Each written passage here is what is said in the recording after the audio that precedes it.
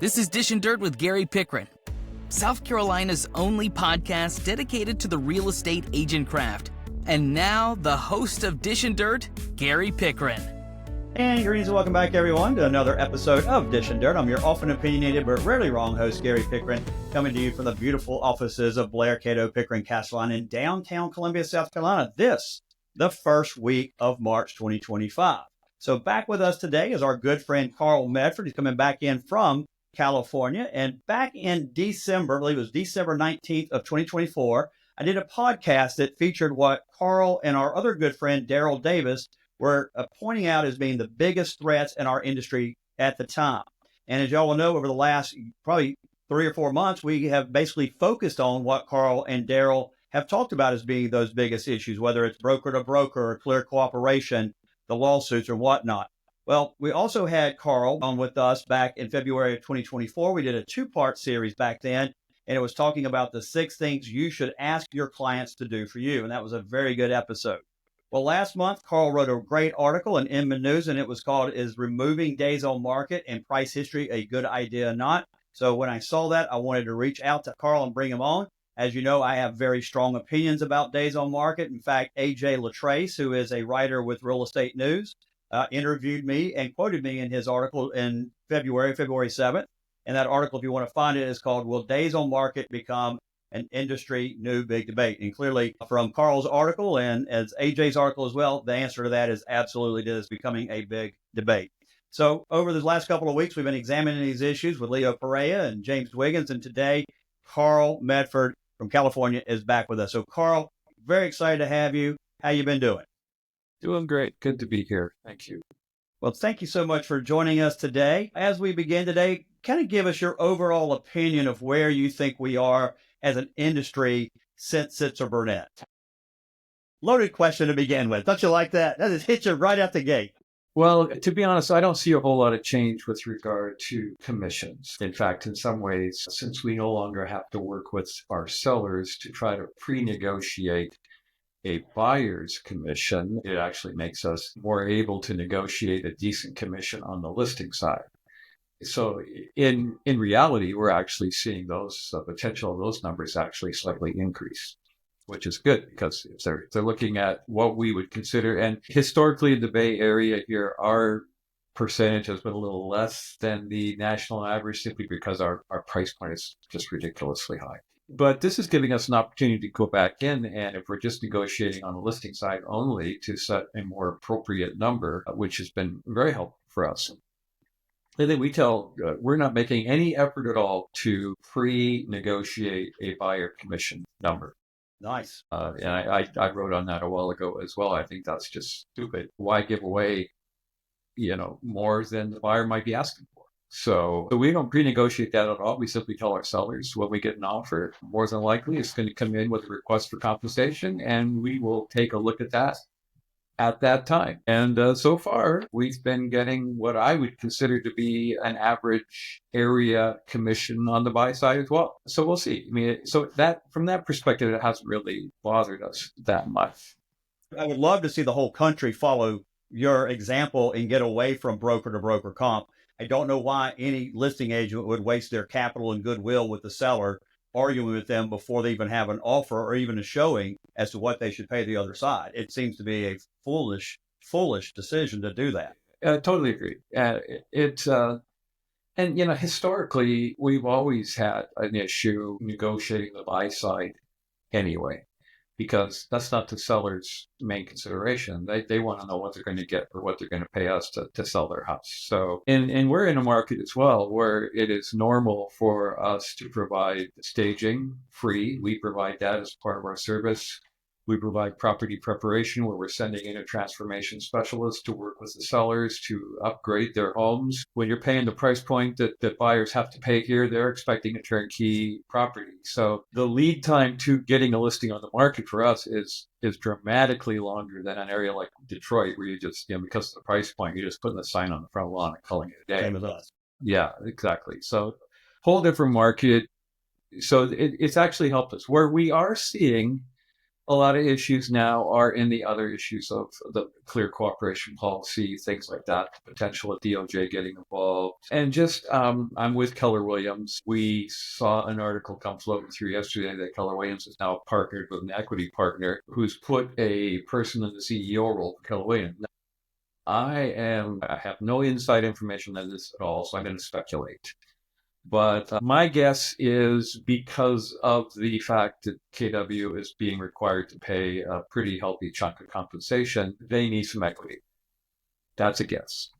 That's a guess. So it's the first time in KW's history where they've gotten an equity part, to the best of my knowledge, that because KW is privately owned, obviously, it's not a publicly traded company like a lot of the others. And so kind of interesting. So I would say, to me, that looks like one of the downstream effects of the lawsuit. And the irony is the state that this lawsuit was prosecuted in is probably the only state in the union where they would have gotten the result they got. Right. If they had tried that in California, they'd have been laughed out of court.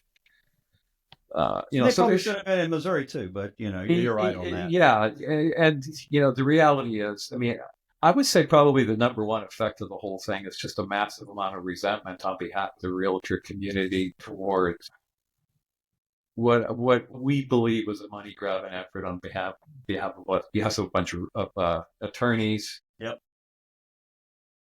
Who put a very altruistic spin on it. We're helping the consumer. Well, and they weren't. They Ketchmark. I usually refer to him as that asshole Ketchmark.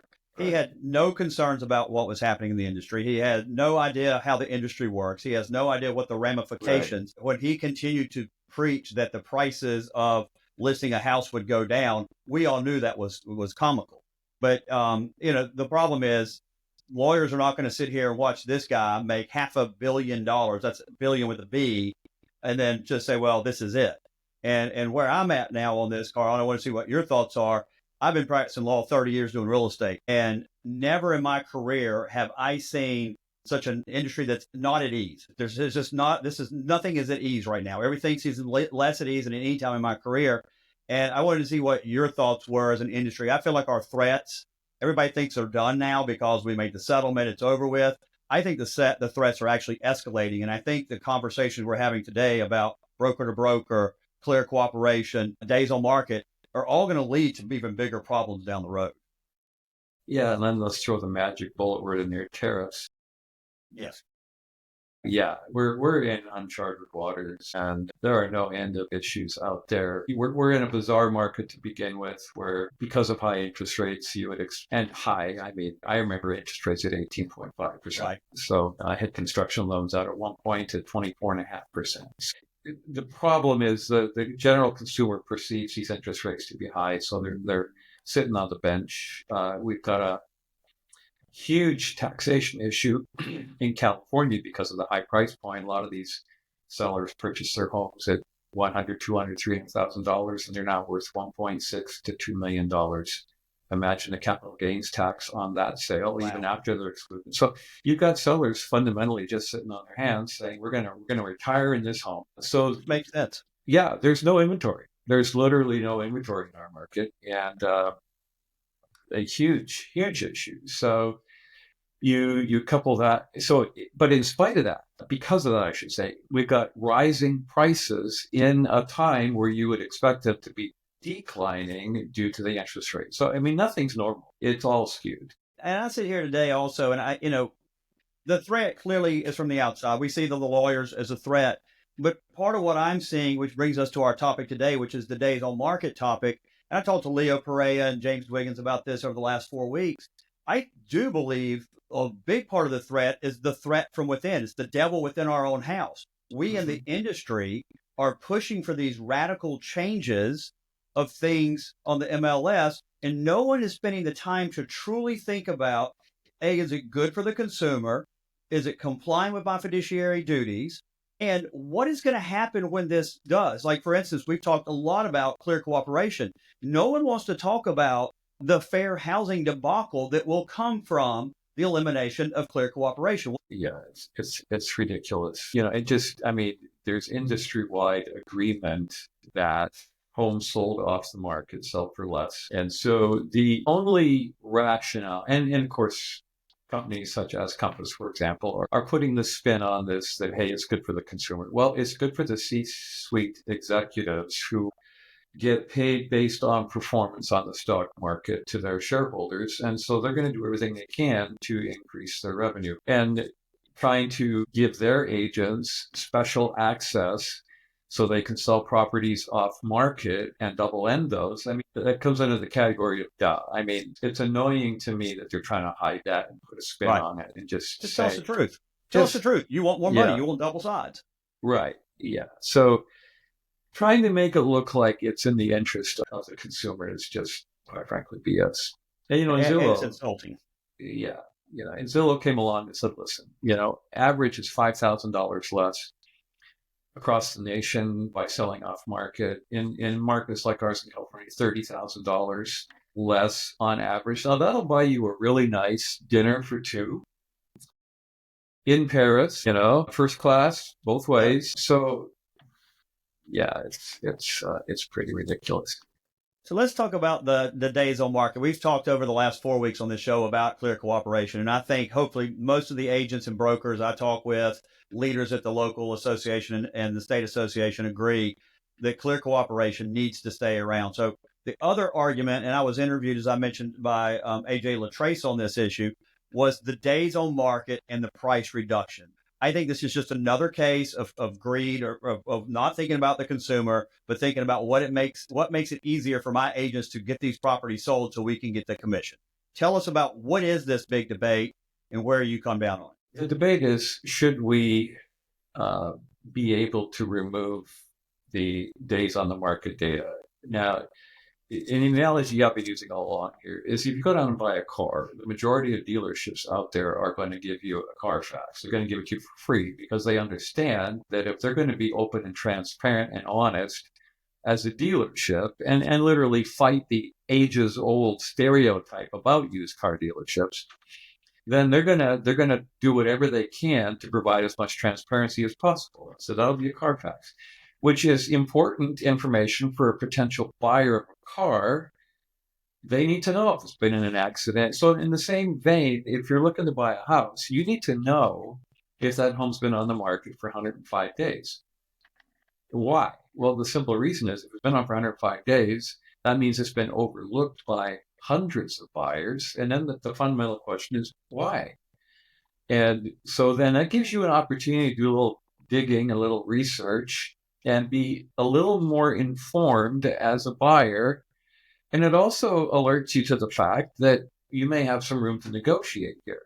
And that's the thing that these proponents of removing the days in the market are trying to remove. They're trying to say, we want to be able to put a property on the market, have it sit there effectively till Jesus comes back, and not have any ramifications on the price or anything else. Now, the problem with that, first of all, it's not going to happen for the simple reason that it can't. So sites like Zillow, Realtor.com, even if the information is not available from the MLS, Zillow is going to let you know when that property came on the market. And they're going to let you know, did it come on the market before? Because there's a history on those websites. So just from that perspective alone, organizations like Realtor.com, Zillow, Homes.com, so on and so forth, recognize the importance of that number, and they're going to keep it there. So if that's the case, then you really have to start asking yourself the question, so what, again, this comes down to companies like Compass and Robert Refkin, who is trying to use the settlement, if you will, as an excuse to rebuild the industry in their favor. Fine. I get that he's trying to look out for his company, his brand. That's fine. But, what's a bridge too far? That's my question. So why would they want to do that? And again, if they don't have to report days on the market, then that means they can be doing all kinds of stuff off market and nobody is any the wiser. Which again, that's not in the best interest of the consumer. So that's kind of my take on the whole thing. First of all, I find it funny that here we are in a situation where Zillow is wanting to give better transparency than some of these real estate agents. I think one of the big things here, outside of even the transparency, is it not really the whole issue about the days on the market is because the agent overpriced it. When the house is sitting there 200, 300 days, if the house was priced less, then perhaps an offer would come in. And what this is saying to me is the agent's covering up the fact that they didn't price the house properly. Or, from where I sit, it's never the agent that prices the home, it's the seller. Okay. Now, the agent can lead the seller to an erroneous conclusion. I saw that once before. The reality is it's ultimately the seller. And if we ever have a problem with pricing, it's usually going to be a seller who wants more for their house because as an agent, I want that thing to sell as quickly as possible, to be honest. And so if it sits there, I've got a ton of money invested in staging and photography and my salary to my listing coordinator and on and on and on. I want that money back as quick as I can. So I'm going to be motivated to try and set a fair market price, which brings up another issue. And this is just a quick sidebar. We've got a ton of agents in our area, and it's practice in New York as well. It's some of the higher price markets. Well, they will deliberately list a property $500,000-$600,000 under market just to get a ton of eyeballs. Of course, they will never accept an offer at that price point. So, I mean, going back to the idea of agents trying to get the property sold as quickly as possible, we want that information out there so that we can actually help our buyers make informed decisions. One of the things that AJ and I talked about was Refkin, and I feel like Refkin's on the wrong side of so many of these issues right now, and I can't figure out, other than you're right, he's trying to reshape his whole company, but from Clear Cooperation on down, he seems to be on the wrong side of this. But one of the arguments that Refkin always makes is, it's not fair to the seller and that it benefits the buyer. And as I told AJ, I don't necessarily think that's the case all the time, because if I was to look at a property that's on the market for 2 days, what is that telling me as a buyer? I better come pretty strong with my offer because this property is brand new and it's right on the market. So how is that any different? I don't understand where he says it's only beneficial to the buyer. Well, again, let's compare cars to homes for a second. Cars are driven by a set value. So the dealer, the manufacturer sets the list price for the vehicle, and you might get a minor discount at a brokerage, but by and large, you're going to pay the going rate. Where a car dealership's going to try to get you in the door, they're going to provide incentives on free financing. They'll throw in some other things that don't cost a lot of money, maintenance, etc. It's not the same for a house. We're in a free market with homes where homes go up and down all the time. So if a seller doesn't like the fact that in the current market, their home is worth less than they want it to be, that comes into the category to get over it, or wait until the market goes up to where you want it and then put your home on the market. Feel bad for sellers when the market pricing is down, but that's just the reality of what's going on in that market. And the same side, I mean, you didn't hear people complaining, those that bought their home for $400,000, put a couple $100,000 into it and sold it for $2 million. They're not complaining at all. If there's complaints out there, is that when the market eases a bit, their neighbor can't get the same sweet deal, But if a seller can't get their price and their home sits on the market, then there's a couple fundamental issues. Number one, they're overpriced. And like it or not, they need to get over that. If they want to sell it, then they need to adjust it to fair market value.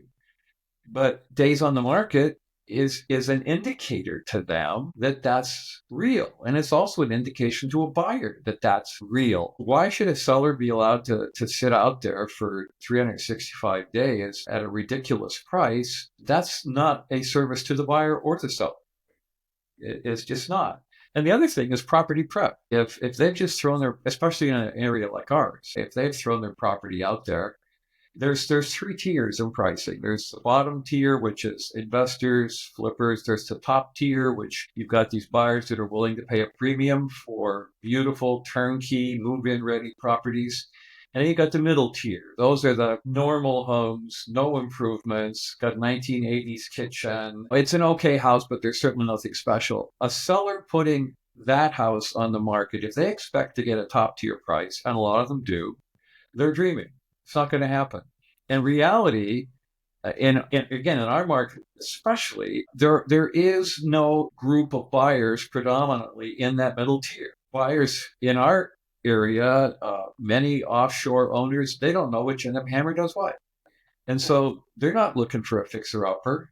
They're not looking for something you can get in and build sweat equity. Husband and wife working full-time, got their kids in sports venues and stuff, weekends, evenings. They have absolutely no time or energy or even the know how to get into fix the property. So that middle tier is functionally gone. And so if somebody puts their property on the market in that middle tier, they're going to need to price it more in line with the bottom tier, not the top tier. And if they don't realize that, and if they don't do that, again, days on the market is the indicator that they didn't prep it right. They didn't price it right. And then the third thing is advertising. We call it the 3 Ps: property, pricing, prep, and promotion. So those days on the market are critical. That's it. It's a thermometer, okay? It tells us where we are in relationship to the market overall. So how do you respond when Refkin, I know you wrote in your article about this, he says, my client asked not to have price drop history or days of on market on their listing. Why won't my MLS simply allow me to do what my client asked? How do you respond to that? I have my response. Well, again, it comes under the category of get over it. We've got rules on the MLS for a reason. And these are not, for example, we've got 6 MLSs in our region. Nice. And we've got a data sharing agreement with all of these. So what that functionally means is all these MLSs need to operate off very, very similar rules. Now, we're working to make that statewide. And so if that's the case, that means we need to have common rules statewide to be able to make sure that everybody's playing by the same rules. So if you start pulling those rules out, where do you stop? Right. Days And on you the get market. chaos. Yeah. No. So days on the market, price reductions. And again, this information is going to be on Zillow, Redfin, Homes.com. And if anybody's been in the market for any period of time looking, if they see a price all of a sudden change, I mean, we got some smart people in our market. They can go, hey, the price is lower. That must mean a price reduction. One of the things that I've noticed that some people like to do is they believe that on the market is only when they put in the MLS. So, one of the things that Refkin wants to do is allow his company, I think it's called Compass Select or something, where you can put it with his company. They'll market it internally for 60, 90 days. And if it doesn't sell, then they'll put it on the market. And they want to start day one is the day it goes on the MLS. To me, that's not true. The day on the market is the day they start marketing and advertise it to the public in any format or formation. So I think there's a game already being played. And I know in some markets, particularly if you watch, the HGTV shows, well, let's just take it off the market for a couple of days, a week or two, and then put it back on the market so it'll refresh the days on market. To me, all that just seems a violation of our fiduciary duties. It seems fraudulent. Yeah. It seems dishonest. Good faith, fair dealing. I think at a state level, it violates state law. On a realtor level, it violates the code of ethics. What's your thoughts? Yeah, it's called churning. And in our market, the MLS recognizes that. And if you do pull it off and put it back on, you have to stay off the market 30 days. You have to actually cancel the listing, and you need to have a new listing when you relaunch. So, and again, those are MLS rules designed to protect the industry as a whole. It has nothing to do with safeguarding an agent's income. It has nothing to do with commission. These are rules designed to protect consumers and to protect the integrity of the industry. So, a lot of this gets just swept under the bridge. Yeah. And I think you're right on your statement that it gets labeled as, it's trying to protect agents and agents' commissions. That seems to be the go-to thing now when no one has an argument as to why we need the change. All they say is, the way it's being done now is just to protect agent and agent commissions. How day on the market somehow protects agents or agents' commissions is beyond me. That's total nonsense. Well, I read an article today where one of the proponents they still like days on the market, but they want some changes. And what the changes was suggested, he's an author for MN News as well. He said we need to have a coming soon because he said in your market particularly, people have to fix the houses up and they have to do a lot of work. And so they don't want to put it on the market yet until they get in there and do the renovations. Yet they already have signed agency, a listing agreement, whatnot. And so the way to help that would be not to get rid of days of market Or and they also use an example of new construction. The people put the builder puts the house listed when it's halfway built, and so the days on market start clipping. How about let us put coming soon? What is your thought on that as a resolution? Well, let's talk about the builder thing first of all. So, I would love to have full transparency with all the builders so that all builder properties are on the MLS. Some do, Yeah. some don't. So those that are on the MLS, they will put one property on, even though they've got, let's say, 24. And they do that simply to get you to their showroom. And then you will, so it's like, we all know that it's sitting there, that the days on the market mean absolutely nothing in that case. We also know that even though it's been sitting there for a while, we're not going to be able to negotiate the price per se. With a new builder, we can negotiate other things, but upgrades, HOA fee reductions, prepaid interest, on and on and on. But so in a sense, we've always been glad that for those builders who did put those properties on, because we knew historically that they'd be cooperating with us. And that's a real deal. So kind of a different thing altogether. With the coming soon idea, again, why is it going on the market as coming soon? Well, the only reason in my mind is because you got an agent who's trying to double end this thing. Because if an other agent sees as coming soon and says, hey, can we do this? Coming soon in our market means they're taking time to prep it. Well, they're not going to sell it halfway through the prep process. That makes no sense. So, if it shows up on as coming soon on Zillow, Redfin, whatever, that typically means they're out there fishing for a buyer. Let's try to double end this thing. In states like California, you can double end at will. You need to disclose that. So in our market, we have things out there like, I'm trying to remember the name of it. It's a pre-listing website. But if we get a signed listing, we have to notify the MLS immediately, which we do. But we also put in there, in our case, we're not going to put the property out there on the market until it's ready to go, because that's at the point where it represents the highest potential for a seller. And where I sit, it's about integrity. It's about getting the highest potential price for our clients. And, those rare occasions where we end up double ending something, great, but we're not out there looking for that. We're not out there trying to manipulate that to our advantage.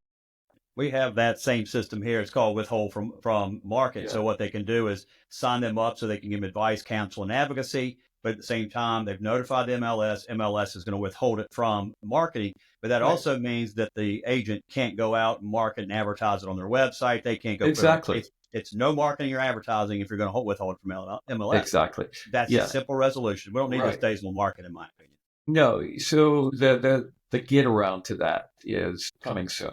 So they'll put it out there as coming soon. And that's their way of trying to circumvent this. But we've got properties been sitting out there for 120 days, coming soon. Well, stop already. Right. That's somebody who's deliberately trying to manipulate the system. Let's call it what it is. So last question, prediction. Clear cooperation, stays, goes, gets modified. Days on market, stays, goes, gets modified. I think days on the market's going to be here for a long time. I don't think we can do this business without it. Excellent. It's going to be displayed somewhere, somehow. Count on it. And I think it's critical information. It's full disclosure. And it comes down to, as an agent, I have a fiduciary responsibility. So, for example, to my buyer, if I'm working with a buyer and one of the buyer questions is, how long has this been on the market?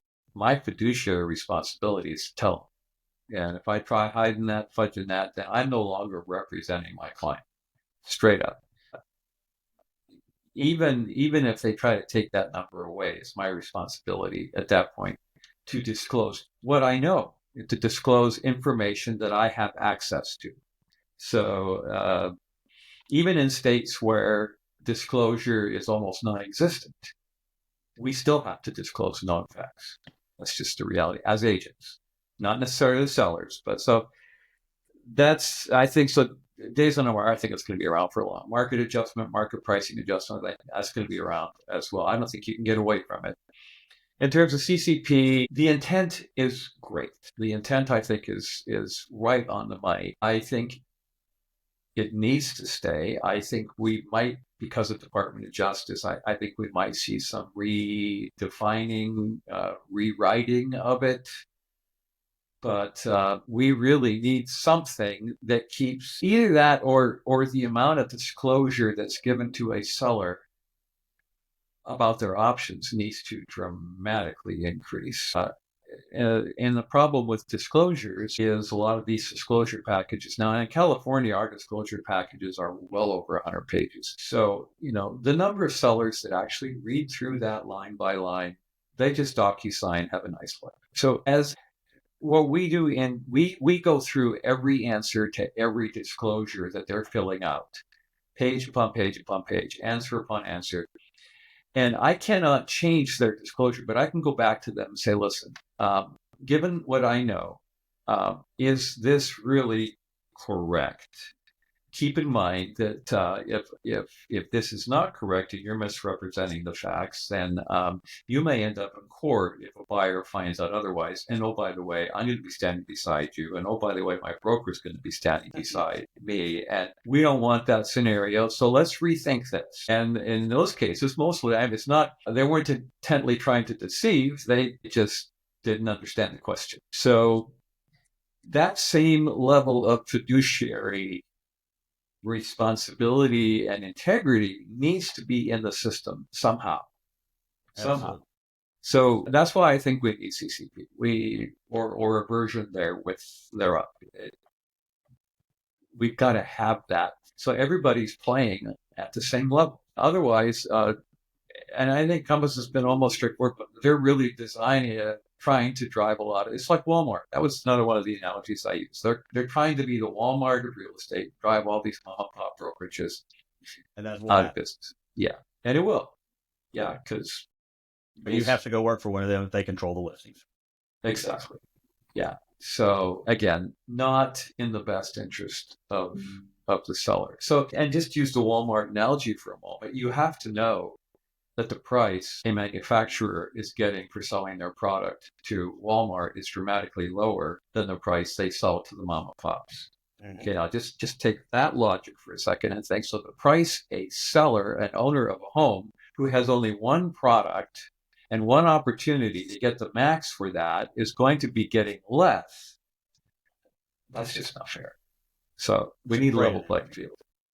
Carl, we greatly appreciate you being here. I appreciate the fact that you're on the right side of these issues as well. That's also important.